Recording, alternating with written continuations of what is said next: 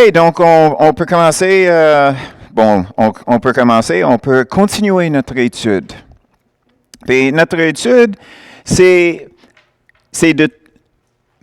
d'avoir les outils pour trouver la volonté de Dieu.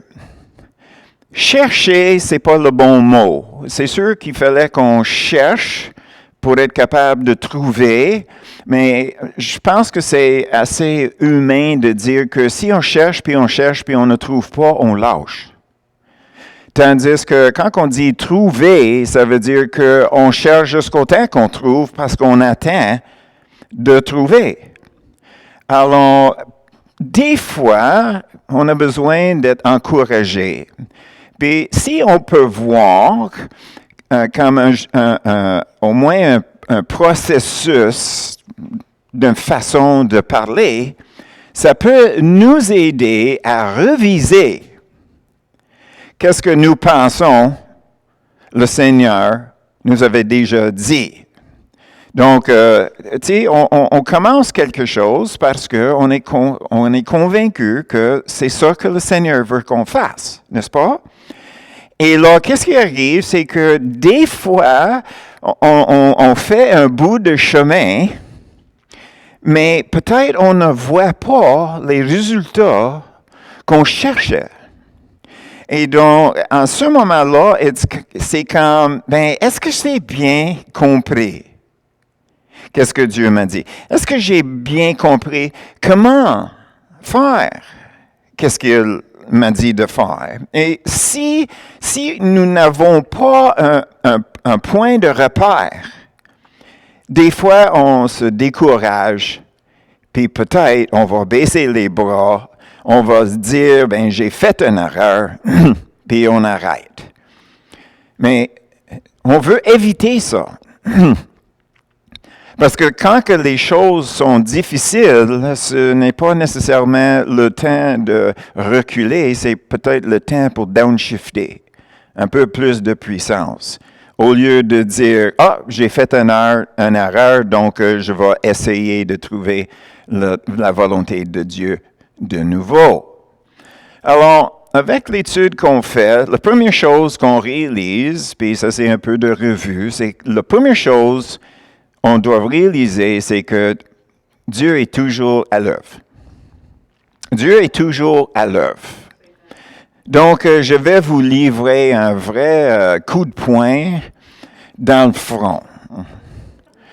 Nous voulons entendre, bien fait, bon, fidèle serviteur. Donc, ma question, c'est que, est-ce qu'on l'était mercredi passé? Puis tout le monde dit, c'est sûr. On était ici mercredi soir, on a loué le Seigneur, on a partagé du temps avec nos frères et sœurs, j'étais fidèle, puis j'étais bon.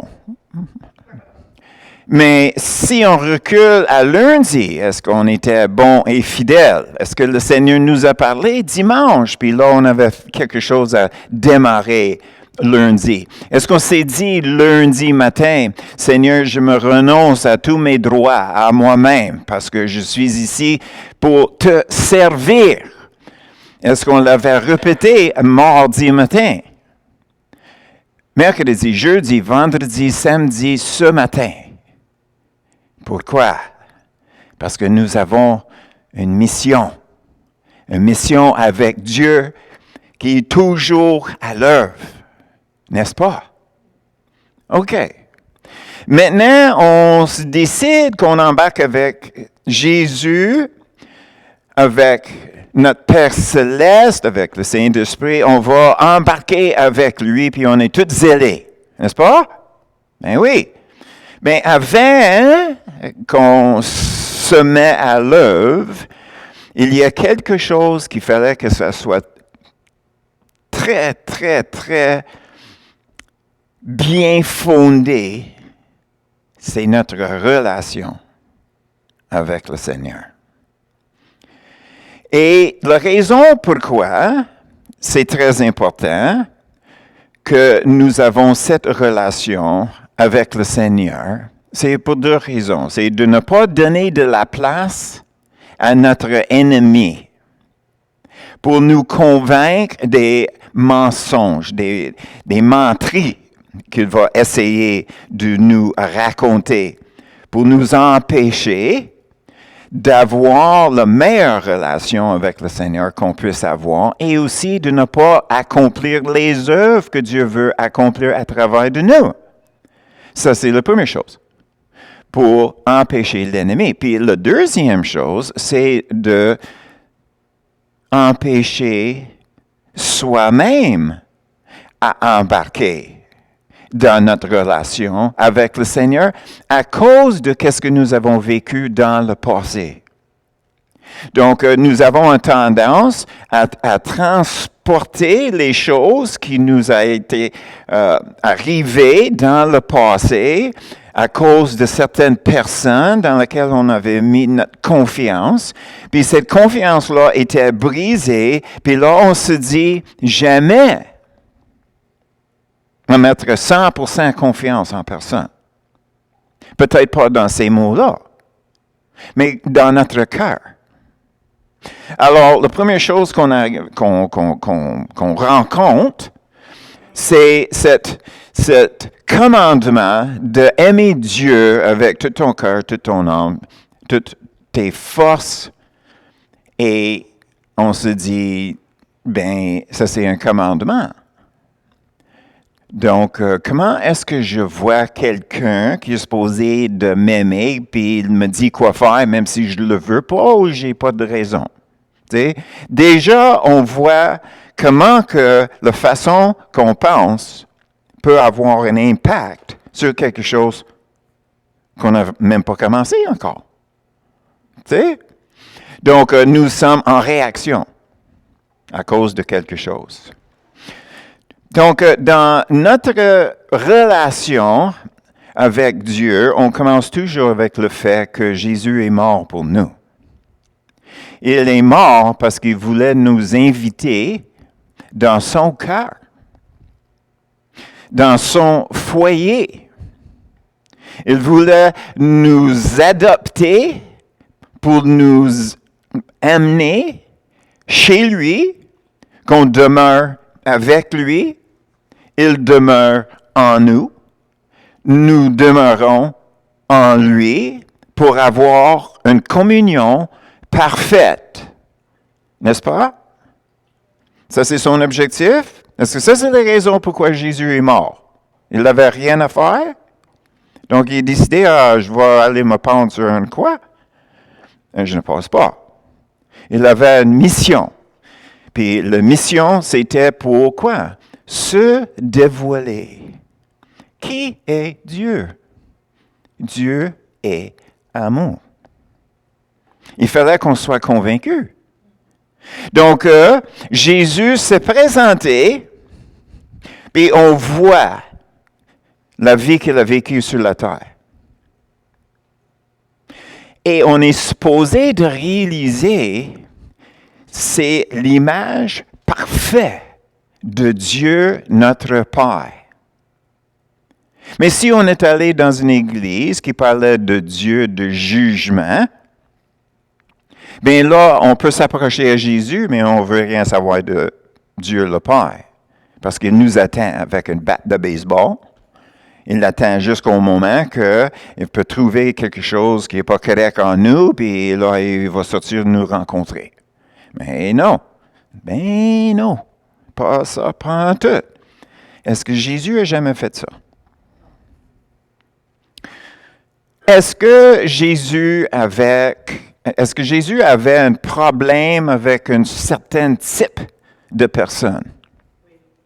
Oui, les religieux. Donc, Dieu condamnait à travers Jésus les religieux. Donc, la première chose qu'on doit réaliser, ne devient pas religieux.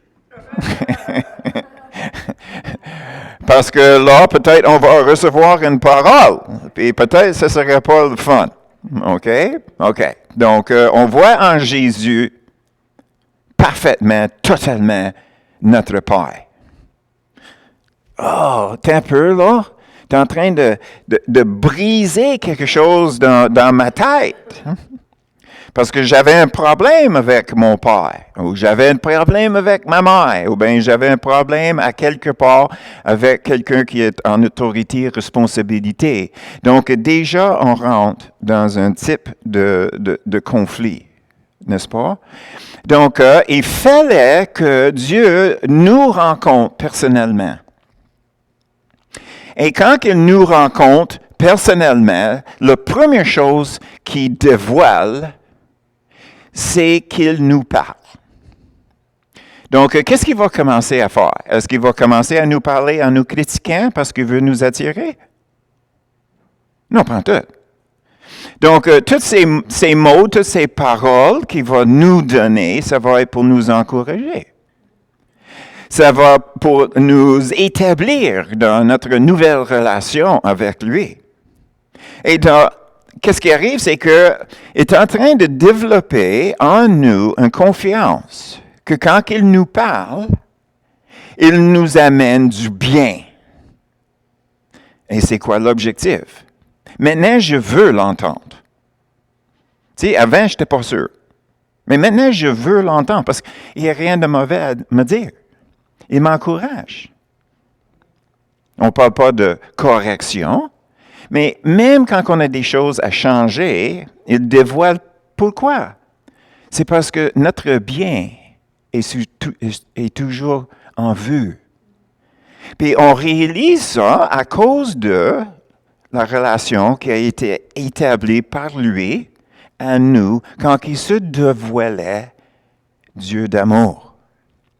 Et là, on commence à connaître sa voix, bien on sait qu'est-ce qu'il nous dit. Et une fois qu'on sait qu'est-ce qu'il nous dit, il y a deux choses qui arrivent. Il est en train de se dévoiler en nous qui il est. Éventuellement, il commence à se présenter pour nous dévoiler qui nous sommes. Les deux côtés. Nous sommes fils et filles, enfants de Dieu sur un bord, mais nous avons des conflits sur l'autre bord. Donc, il fallait qu'on fait des changements. Et on est convaincu que ces changements-là sont pour notre bien, parce que nous sommes maintenant convaincus qu'il nous aime. Et tout ce qu'il fait, c'est pour notre bien. Donc, même s'il y a des changements à faire, on réalise que, dans le fond, c'est pour notre bien. La deuxième façon qui se dévoile, c'est qu'est-ce qu'il veut faire pour les autres, à travers nous. Donc, là, on est impliqué dans sa volonté. Et on voit comment que lui, il veut nous combler. On voit comment il veut combler les autres à travers de nous. Donc, qu'est-ce qui reste après ça? C'est comment le faire. Tu sais, nous avons la voix qui nous parle, la voix de Dieu qui nous parle. On sait qu'est-ce qu'il veut accomplir, mais comment? Comment le faire? Puis souvent, nous, comme chrétiens, c'est là où on rencontre des problèmes parce qu'on part à course. Ou bien on s'assoit. S'asseoir, c'est bien quand on attend qu'il nous décrive comment procéder. Mais des fois, on a des jambes paralysées parce qu'on ne veut pas se lever. Se lever pour changer, ou bien se lever pour aller voir quelqu'un, rencontrer leurs besoins, parce que j'ai une décision à faire. Est-ce que je vis pour moi? Est-ce que je vis pour Dieu? Est-ce que ma volonté, c'est pour moi? Est-ce que ma volonté, c'est pour lui? Donc, on rentre dans une crise de croyance. Ma volonté contre sa volonté. Puis en ce moment-là,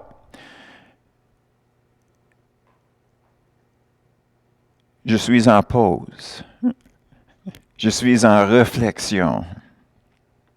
Parce que dans cette crise-là, on peut oublier qu'est-ce que nous avons appris. Qui est Dieu? Dieu est amour. Dieu est amour. Donc, je veux recevoir tout son amour, mais aussi quelqu'un d'autre aimerait recevoir son amour. Puis nous avons la décision, est-ce que je vais aimer mon prochain comme moi-même? Donc, on va dire qu'on se lève. Donc, on se lève puis on commence à marcher tranquillement selon la façon que Dieu nous dirige. OK. Tout ça, ça tombe dans un tiroir. C'est quoi le tiroir? Le tiroir, là, c'est que, premièrement, quand que je dis tiroir, je veux dire la même chose que il y a des règles. La première chose qu'on réalise, c'est que c'est le Saint-Esprit qui nous parle, qui nous dévoile qu'est-ce que Dieu veut faire. Il dévoile qui est Dieu par les œuvres que Dieu a faites dans nos vies, puis il nous dévoile qui Dieu est à travers de nous pour quelqu'un d'autre. Donc, nous vivons une expérience avec Dieu. Mais c'est le Saint-Esprit qui est donné la tâche par Jésus et le Père pour œuvrer en nous et œuvrer avec nous. Donc, c'est le Saint-Esprit qui nous parle, puis j'aime ça. Écoutez la petite voix, n'est-ce pas? Écoutez la petite voix. Et le garde-fou que nous avons, c'est les Écritures. Parce que le Saint-Esprit ne nous dirige jamais d'une façon en dehors de la façon de la Bible, des Écritures. Des fois, il va nous dire quelque chose qui a l'air être contre les Écritures, mais habituellement, ce n'est pas contre les Écritures, c'est contre la façon que ces Écritures nous a été enseignées. Donc, nous avons l'impression que ça va contre les Écritures, mais en réalité, c'est contre l'enseignement que nous avons reçu. Donc, une des façons que l'ennemi œuvre, c'est avec les faux vérités. Les choses qui sont présentées comme la vérité biblique. Mais en réalité, ce n'est pas vrai. Donc, on n'a pas besoin de rentrer en détail quelle sorte de choses que ça pourrait être. Mais tout ce que je veux dire, c'est qu'on doit réaliser que dans le face-à-face que Jésus avait avec le diable, la deuxième tentation, le diable a présenté une écriture. Pourquoi? C'était pour forcer Jésus à faire quelque chose. Pour dominer sur Jésus. Parce que c'était quand même les Écritures. Mais la réponse de Jésus, c'était une autre Écriture. Donc, si toutes les Écritures sont égaux, nous avons une impasse. Qui avait raison? Mais pour nous, notre héros, c'est Jésus, donc on prend pour lui. Mais en réalité, si on était en cours, puis on était le juge, puis on était assis, OK, écriture là. Comment juger entre les deux? Ben Jésus, il avait l'arme sur son bord, qui était le Saint-Esprit. Parce que c'est qui l'avait amené dans ces tentations-là? C'est le Saint-Esprit, après qu'il est descendu sur Jésus, qui l'avait conduit dans le dessein, n'est-ce pas? Donc, s'il l'avait conduit dans le dessein, est-ce que le Saint-Esprit était là avec Jésus? Oui. OK. Donc, il se rencontre, page 2 dans le dessein. Il y en avait 3. Donc, Jésus est là, et Jésus est là, ici sur terre, comme un être humain, pour dévoiler à nous comment procéder dans notre vie dans le Seigneur. Donc, il fallait qu'il mette le fait qu'il est Dieu de côté, parce que nous ne sommes pas Dieu. Donc, il fallait qu'il accomplisse dans son humanité de la façon que Dieu peut accomplir les choses à travers nous. Donc, c'était obligatoire pour Jésus de rester dans son humanité. Donc, comment confronter l'ennemi, Écriture contre Écriture? C'est parce qu'il avait reçu l'Écriture du Saint-Esprit. Il a appris comment suivre le Saint-Esprit. Il ne devançait pas, il le suivait. Pourquoi? Parce que Jésus, c'est notre exemple. Donc, on arrive à la place que maintenant, on sait que le Saint-Esprit nous dirige comme Jésus. Le Saint-Esprit va agir d'une façon qui est véritable selon les Écritures. C'est quoi la prochaine étape? Bien, la prochaine étape, c'est toujours la prière. La prière. C'est quoi la prière? On va dire ça, c'est tout simplement la communication. La communication. La communication avec Dieu. Parce qu'il y a du va et du vient. Naturellement, dans la prière, nous avons les choses que nous voulons, donc nous demandons. Je veux ci, je veux ça, je veux toutes sortes de choses. OK? Correct. OK, Dieu est patient avec moi. Ou bien, on commence à lui dire la situation dans laquelle on se trouve. Seigneur, selon ta parole, je devrais avoir la vie abondante. Alors, qu'est-ce que j'ai besoin de 50 000 par année? OK. Parce que le gouvernement, il enlève les taxes. Donc, pour avoir le 50, j'ai besoin de 100. Puis si tu veux que je donne un bon pourcentage de ça, j'ai besoin de 120. OK. Donc, chiffrons 200 000 par année, ça me fait. Donc, je vais avoir quelque chose pour donner un peu ici puis là pour avoir l'air fin et beau. Okay. Et bon. Beau, bon et fin. OK? OK. Oui, humble. Oui, Sylvie-là. Humble. Tu sais. Alors, ça, c'est qu'est-ce que je dis à Dieu. Mes besoins. OK? Mes besoins. Alors, ça sort. Ça, c'est ma situation. Et j'ai le droit de communiquer avec Dieu par rapport à ça. Et comme il le sait pas. T'sais. Dans mon cœur, non, on ne commence pas là. Ça, c'est un abîme. Okay? c'est profond, puis c'est creux, et c'est noir. Okay? Donc, on essaie de sortir les bonnes choses, mais c'est juste sur la surface. OK. OK. Donc, on embarque dans une communication avec le Seigneur. Puis dans cette communication-là, en réalité, après on finir à se plaindre, OK, en réalité, qu'est-ce qu'on cherche? C'est une parole de Dieu, n'est-ce pas? T'sais, dans le fin fond de tout, c'est ça. Seigneur, j'ai besoin que tu me parles. Parce que je me trouve dans une situation. Puis dans une minute, on va parler des situations. On reste toujours sur la prière. On reste toujours sur la communication avec Dieu. Puis c'est très important pour nous à réaliser qu'en autant et aussi longtemps que notre volonté est impliquée dans la façon qu'on prie, on va prier tout croche.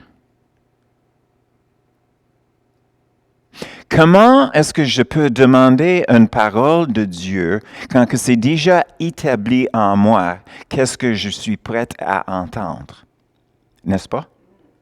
Donc, si je suis prête à entendre quelque chose, ça veut dire ma volonté, c'est ça. Il fallait qu'on arrive à la place que notre relation avec Dieu est tellement solide qu'on est capable de dire, Dieu, tu m'aimes trop pour me laisser continuer sur le chemin qui m'amène à une place qui est sec et chaud et dur. Donc, Seigneur, qu'est-ce que je fais? C'est que je commence avec les actions de grâce. Je t'ai vu faire ça, je t'ai vu faire ça. J'ai vécu ça avec toi. Puis tout d'un coup, éventuellement, ça peut prendre du temps, on se calme. Puis on n'a plus peur. On n'est pas rempli d'inquiétude. Parce que Dieu nous aime. Puis il veut le meilleur pour nous. Et des fois, c'est difficile à suivre le Seigneur, mais pas impossible. Donc, on arrive à la place, finalement, c'est comme, OK, Seigneur, où est-ce que je suis et qu'est-ce que tu vas faire? Comment est-ce que tu vas me diriger? Où est-ce que tu vas me diriger? Qu'est-ce que tu es en train d'accomplir dans ma vie? N'est-ce pas? OK. Là, on a passé Saint-Esprit qui parle de la façon biblique, puis on est rentré dans une communication qui est basée sur notre amour. Notre amour. Ça, c'est Dieu, notre amour. N'est-ce pas? Il est notre amour. Alors, on se trouve à la place maintenant que Dieu peut nous dévoiler notre circonstance. Moi, je pensais que ça, c'est ma situation, mais j'ai besoin de savoir c'est quoi la réalité de ça. Puis comme la semaine passée, j'avais mentionné, des fois, on va prier pour une certaine chose, puis c'est une autre chose qui va se présenter, puis on parlait des hommes qui ont descendu leur ami parce qu'ils cherchaient une guérison, puis finalement, Dieu voulait plus. Il n'a pas juste guéri, il l'avait sauvé, le monsieur. Après ça, il l'a guéri. Puis il se levait, puis il est parti avec son lit.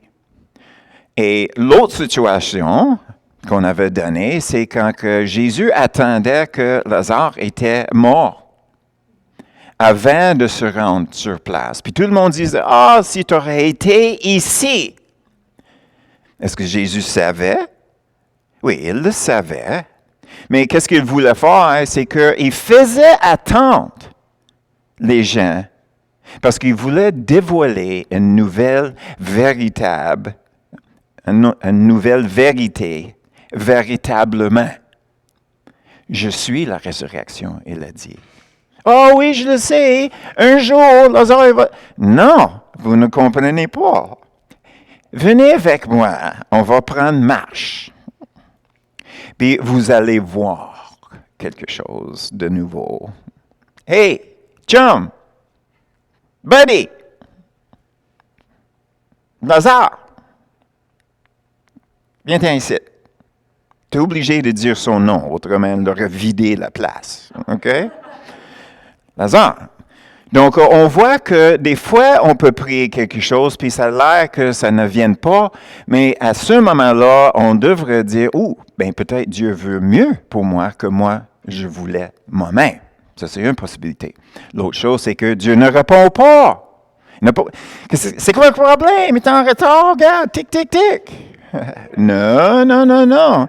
Il y a d'autres choses en vue. Donc, attendez. Seigneur, je suis patient, mais il fallait que je fasse ça vite. OK? OK. Là, maintenant, puis là, on va commencer avec Luc 7, 11 à 17. Luc 7, 11 à 17. Puis, on va regarder une situation.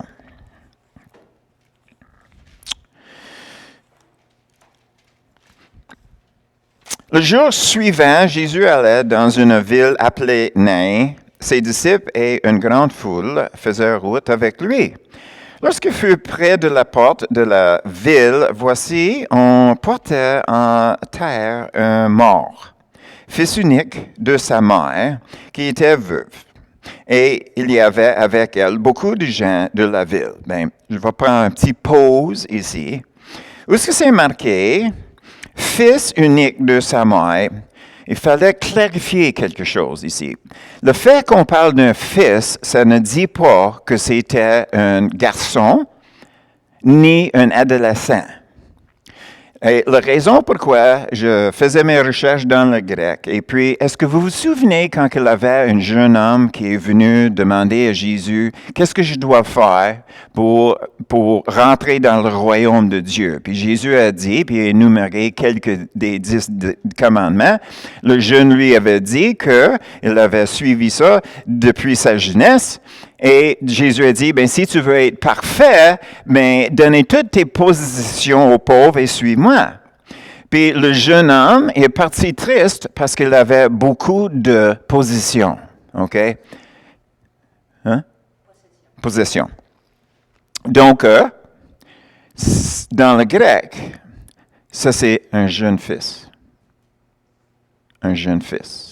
Donc, quand on voit ici, fils unique, c'est pour dire que c'était un jeune homme. Pas un garçon ni un ado, un jeune homme. OK? Donc, dans l'image que nous avons dans notre tête, il fallait que tu grandis le corps que tu vois. OK? Le verset 13. Le Seigneur ayant vu, fut ému de compassion pour elle et lui dit, ne pleure pas. Il s'approcha, il toucha le cercueil. Ceux qui le portaient l'arrêtaient. Il dit, jeune homme, je te le dis, lève-toi. Et le mort s'assit et se met à parler. Jésus le rendit à sa mère.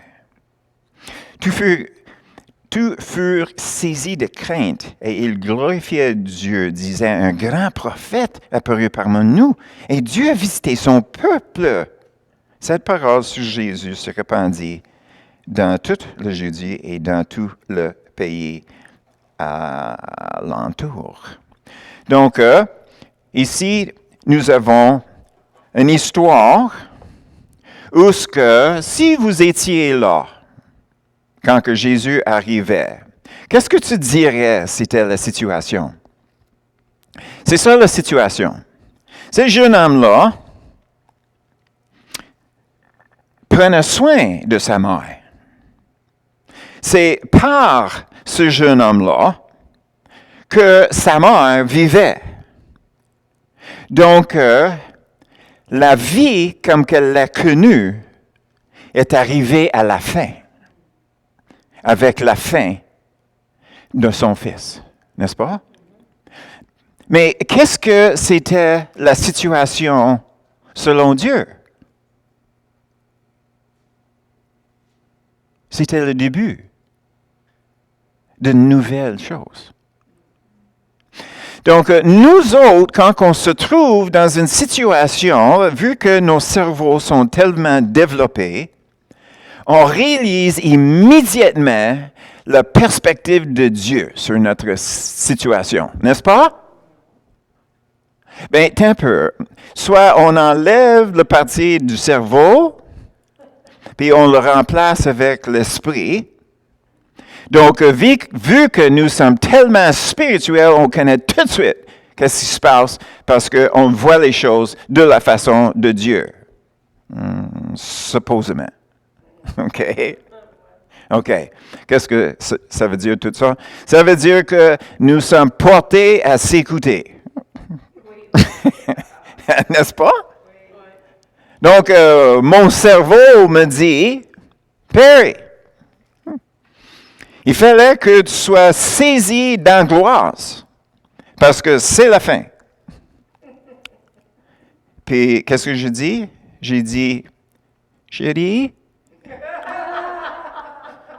Louise, peux-tu prier pour moi? Non! C'est un blague. Peut-être elle ne sera pas là, puis là, qu'est-ce que je ferais? Hein? OK, non, on va retourner sur la situation. C'est qui est dans la situation? Mais c'est Dieu. Donc, on est là à une impasse, donc on s'assoit. Non, on va aller voir Papa. Papa, Jésus, Saint-Esprit. C'est quoi ça? Tu sais, c'est comme quand on voit quelque chose sur notre assiette à manger la première fois. C'est comme, c'est quoi ça? Même chose. Tu sais. Si on peut garder ça en tête, OK, on regarde notre situation puis on dit, ça c'est un assiette dégueulasse. Tu sais, on le rapetit un peu, là, que c'est contrôlable, OK? Donc on prend ça, on met ça dans la poubelle, tu sais. Puis on sort nos coupons, puis on va chez McDo. OK, donc, OK. Mais ça, c'est pas McDo, c'est McPapa. Tu sais? On va aller voir Jésus, on va aller voir notre Père céleste. On va dire, Jésus, j'ai tout un défi pour toi. T'as-tu vu la situation dans laquelle que je me trouve? Cette valeur, on ne peut pas dire de même, mais on devrait, OK? Parce que c'est justement ça, on est en train de rentrer dans quelque chose de nouveau. Alors, nous avons cette situation qui est devant nous. Mais si nous avons la perspective de Dieu, je vous pose la question, est-ce que je suis inquiète? Est-ce que j'ai peur? OK? Donc, l'inquiétude et le peur viennent de où? Malheureusement, ça, c'est plus un testament sur notre foi que notre bouche.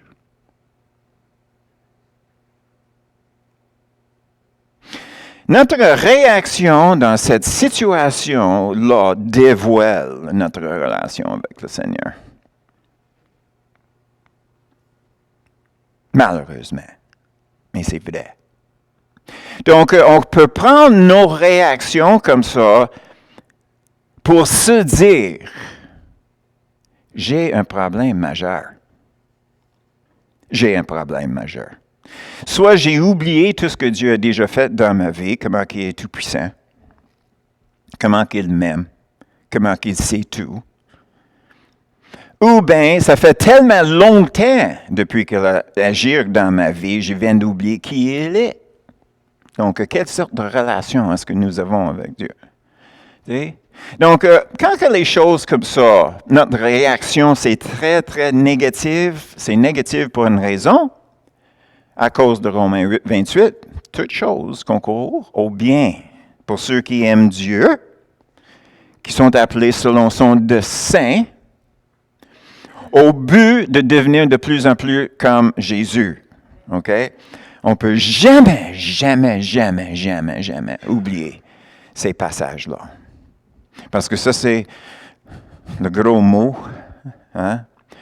La sanctification progressive du Saint-Esprit dans notre vie. Okay? On a besoin des gros mots. Okay? Qu'est-ce que ça veut dire? Dieu est en train d'œuvrer dans notre cœur en nous disant pas tout à fait qu'est-ce que j'aimerais voir en vous. Alors, en ce moment-là, on va aller voir le Seigneur puis on va lui demander, c'est quoi la situation ici? Ça, c'est un côté de notre situation, parce que l'autre côté de notre situation, c'est des fois, on voit les portes ouvertes. Puis là, on est porté à partir en courant parce que c'est dans la direction qu'on veut s'en aller. C'est un peu comme Paul, quand il faisait sa mission, puis il avait l'intention d'aller à une certaine place, puis le Saint-Esprit dit non. Puis Paul, plus sage que nous, il s'assoyait, il dit, on va attendre. Puis là, il a eu une vision. Puis là, il a discerné que le Saint-Esprit lui avait parlé pour dire, non, c'est pas là qu'on va, c'est par là qu'on va. OK? Donc, une opportunité, c'est une situation, une circonstance dans laquelle on trouve, ça a l'air très positif, mais passe pas par là. Et la troisième chose, c'est des choses où ce que on doit avoir les yeux ouverts pour voir où ce que Dieu œuvre. Dieu est en train d'agir dans cette personne-là. Comment est-ce que je le sais? C'est parce que Dieu est en train d'attirer les différentes personnes autour de nous envers lui. Donc, nous avons besoin des indices. Puis, j'utilise le mot indice comme circonstance. On se trouve dans une situation, une circonstance où on voit l'indice que Dieu est à l'œuvre. Donc, ça c'est le parti dans notre processus pour être capable de voir où nous sommes quand que nous sommes dans une situation, qu'on puisse reviser les choses qu'on est en train de parler aujourd'hui. OK? Parce que dès là, nous avons besoin quand même de l'aide. Alors, qu'est-ce que nous avons? Le processus. Le Saint-Esprit nous parle. On sait qu'est-ce qu'il dit. On prie. On confirme. On communique avec Dieu. Que toutes les choses sont en place pour avancer. N'est-ce pas? OK. Mais qu'est-ce qui arrive quand on a de la difficulté à se centrer sur la volonté de Dieu? Mais c'est là où ce que nous avons les autres membres du corps de Christ autour de nous. Ils sont là pour nous aider à trouver notre place, notre direction, mais nous sommes tous ensemble aussi pour trouver la direction et la façon pour l'Église. Donc, ça, c'est la partie où ce que chaque membre doit se trouver à la place où ce que Dieu nous a mis. Amen? Et qu'est-ce qu'on va faire? C'est qu'on va... On est rendu combien de temps qu'il reste, Sylvie? 42. OK, j'ai une autre heure. OK. Non. OK. Donc, nous arrivons à la place que on va regarder dans 1 Corinthiens 12, 18. 1 Corinthiens 12.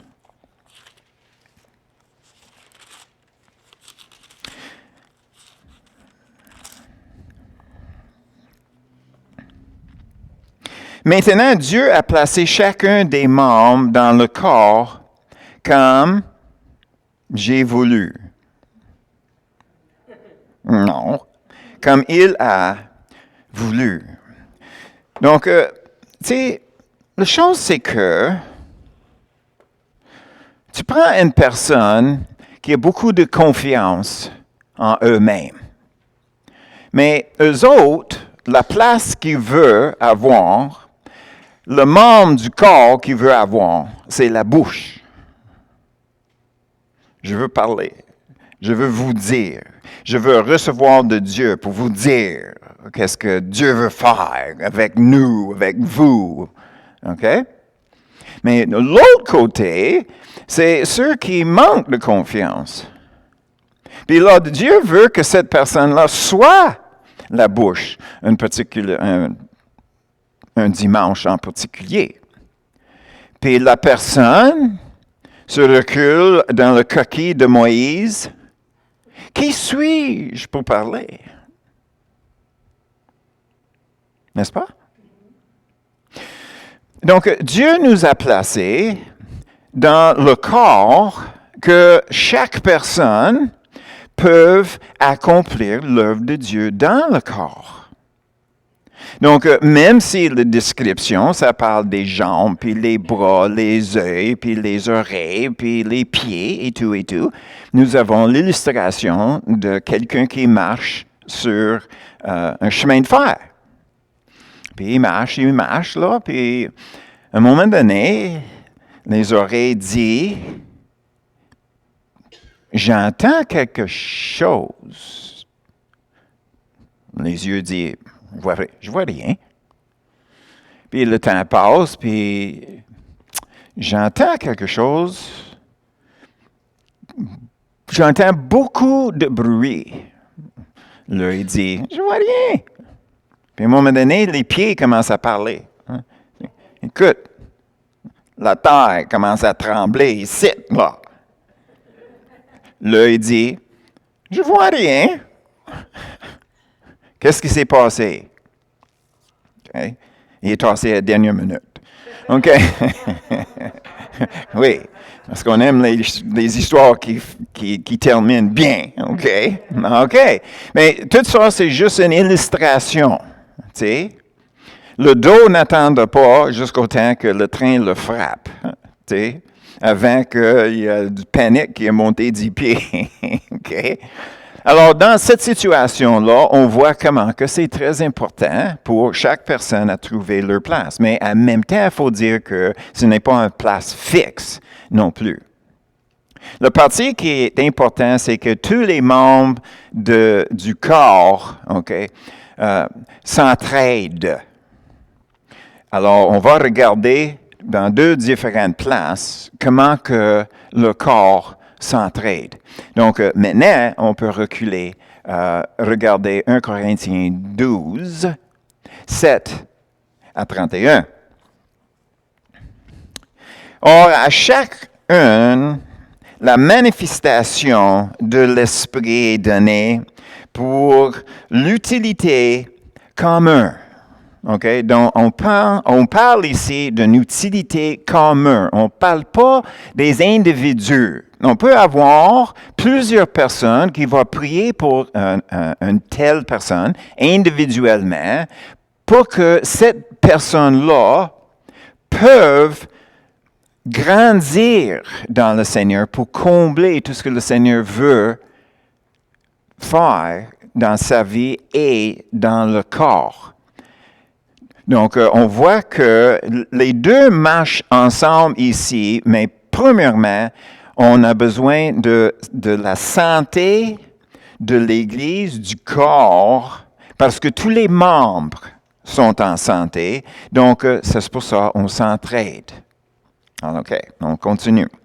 En effet, l'un est donné par l'Esprit une parole de sagesse, à un autre une parole de connaissance selon le même Esprit. À un autre, la foi par le même Esprit, et à un autre, le don des guérisons par le même Esprit. Et un autre, le don d'opérer des miracles. Alors, je veux ça, Seigneur. Hey? Parce que, est-ce que Paul n'a pas dit oser? Don, pluriel? OK, donc ça c'est notre liste avec les coraux à droite, coché, qu'est-ce que tu veux? OK? Mais n'oublie pas que des fois, qu'est-ce que tu demandes, tu vas recevoir. OK? OK.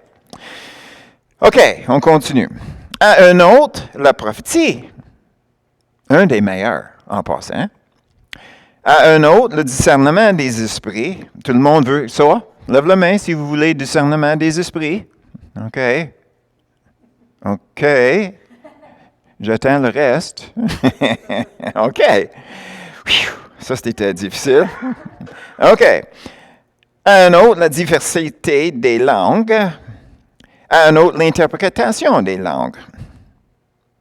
Un seul et même esprit opère toutes ces choses, les distribuant à chacun en particulier comme il veut. Okay? Moi, j'aspire, moi, je désire. Lui, il fait qu'est-ce que lui veut. Okay? C'est comme ça que ça marche? C'est ça qu'on comprend ici? Oui? OK. Car comme le corps est un et a plusieurs membres, et comme tous les membres du corps, malgré leur nombre, ne forment qu'un seul corps. Ainsi en est-il de Christ. Nous avons tous, en effet, été baptisés dans un seul esprit. Puis ça, c'est pas esprit le cerveau. Ça, c'est esprit, OK? Le corps de Christ est spirituel, OK? Dans un seul esprit, pour former un seul corps. Soit juif, soit grec, soit esclave, soit libre. Et nous avons tous été abreuvés d'un seul esprit. Ainsi, le corps n'est pas un seul membre, mais il est formé de plusieurs membres. Si le pied dit « parce que je ne suis pas une main, je ne suis pas du corps », ne serait-il pas du corps pour cela?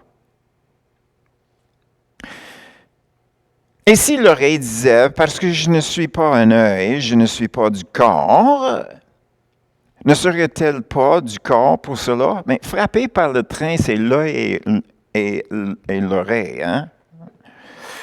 Si tout le corps était œil, où serait oui? S'il était tout oui, où serait l'odorat? Maintenant, Dieu a placé chacun des membres dans le corps comme il a voulu. Est-ce qu'on comprend ça? Est-ce qu'on est en train de comprendre ici? Dieu est là, puis nous sommes là. Dieu dit, moi j'écoute. Dieu dit, je le mets dans mon cœur. Est-ce que c'est ça qu'on fait ici ce matin? Est-ce que nous lisons ça, puis on réalise que Dieu a un plan parfait? Puis il fallait qu'on se lève à son niveau? Par lui que ça se fait? Est-ce qu'on comprend ça? Ça a l'air que parmi les églises, les chrétiens, il y a quelque chose qui manque à quelque part dans ça. Qu'est-ce que Dieu veut? Pas qu'est-ce que moi je veux, n'est-ce pas? Oh, bien content que vous êtes avec moi. OK, comme il veut. Verset 19. Si tout était un seul membre, où serait le corps? Maintenant donc, il y a plusieurs membres et un seul corps. L'œil ne peut pas dire à la main, « J'ai pas besoin de toi. » Ni la tête dire aux pieds, « Pas besoin de vous. » Mais bien plutôt, les membres du corps qui paraissent être le plus faibles sont nécessaires. Avez-vous un foie, vous autres? Hein? Pas la foi, le foie. Est-ce que vous avez un foie? Mais est-ce que c'est très, pas exposé, mais très important? Mais il n'y a pas de carapace autour, n'est-ce pas? Donc, si nous sommes le foie, OK? Puis c'est un peu, ça c'est Claude Lamotte qui est notre foie. Parce que qu'est-ce qu'il fait? Parce que le foie est en train de nettoyer le sang, n'est-ce pas? Le sang, n'est-ce pas? OK. Donc, Claude, il arrive en avant, puis il nous présente le vin, qui est le sang de Jésus. Il amène un enseignement qu'on puisse comprendre de plus en plus sur le sang de Jésus. Il purifie notre compréhension du sang de Jésus. N'est-ce pas? Donc, Claude, qui était très important pour nous autres. OK. OK. OK. Faible, mais nécessaire. OK. Et ceux qui nous estimons être les moins honorables du corps, nous les entourons d'un plus grand honneur. Ainsi, nos membres les moins décents reçoivent le plus d'honneur. OK? Donc, vous voyez quand que je disais, des fois on dit, moi je suis rien, donc j'ai rien contribué, je ne veux pas me devancer, je ne veux pas offrir l'interprétation des langues parce que c'est pas ma place. Mais c'est qui a décidé ça? Est-ce que c'est nous ou est-ce que c'est le lui, le Saint-Esprit? C'est pas à nous obstiner. Qu'est-ce qui se passe ici en nous? Hein? Hein, Jocelyne? Qu'est-ce qui se passe ici en nous? Hein? OK. verset 25. Afin qu'il n'y ait pas de division dans le corps, mais que les membres aient également soin les uns des autres. Et si un membre souffre, tous les membres souffrent avec lui. Si un membre est honoré, tous les membres se réjouissent avec lui. Et finalement, le verset 27, vous êtes le corps de Christ et vous êtes ses membres, chacun pour sa part. OK. Donc, ça, c'est l'Église pentecôtiste. OK? Donc, l'Église à Corinthe était une Église pentecôtiste. OK? Donc, maintenant, on va aller voir l'Église baptiste parmi les Romains. OK? En Rome. Donc, on va visiter le même chiffre sur le chapitre 12 de Romains. En passant, c'est un blague, puis vous allez comprendre qu'est-ce que je veux dire quand que j'arrive là.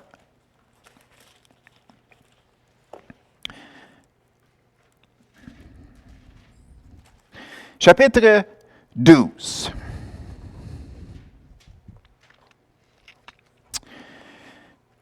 Qu'est-ce qu'on va voir ici? La raison pourquoi je dis ça, c'est l'Église baptiste en Rome, ça, c'est le côté pratique.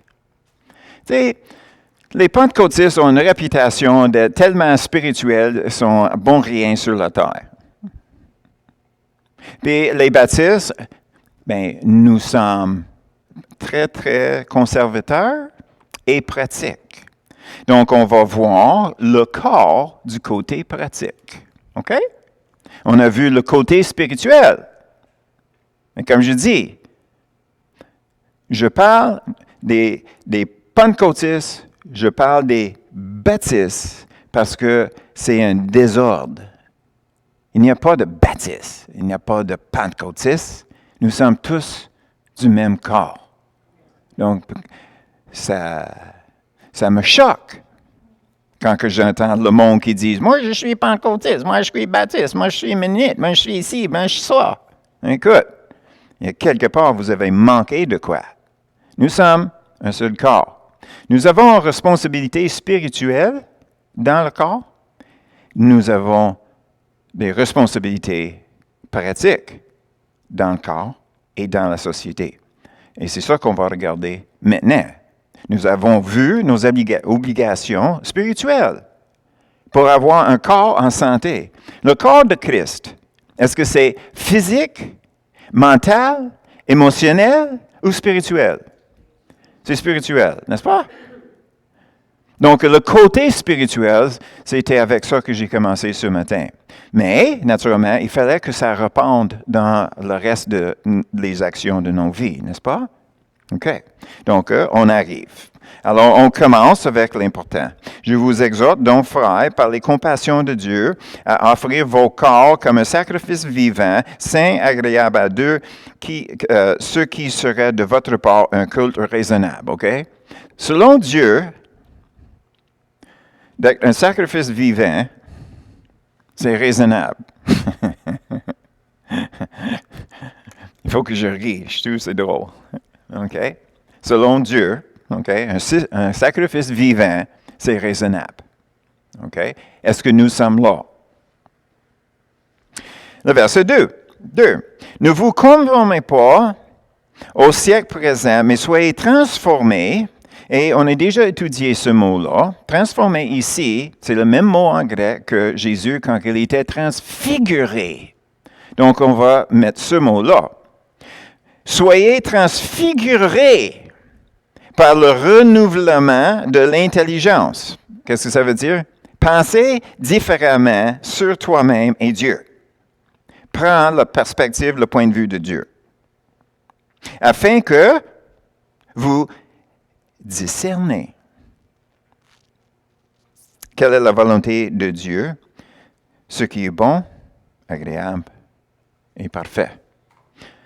Donc, on va terminer ça là pour aujourd'hui. Puis la semaine prochaine, qu'est-ce qu'on va faire? C'est qu'on va continuer le côté pratique, le côté de notre vie spirituelle qui est mise en pratique envers les autres et la société autour de nous.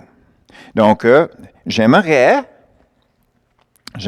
que chacun de nous, quand on se lève le matin, on dit au Seigneur, Seigneur, je me présente comme un sacrifice vivant.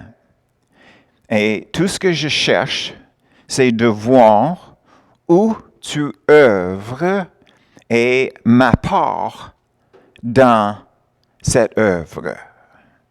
Puis on garde nos yeux ouverts pour où ce qu'il œuvre. C'est juste ça. Puis, quand on sait, on s'adapte. OK?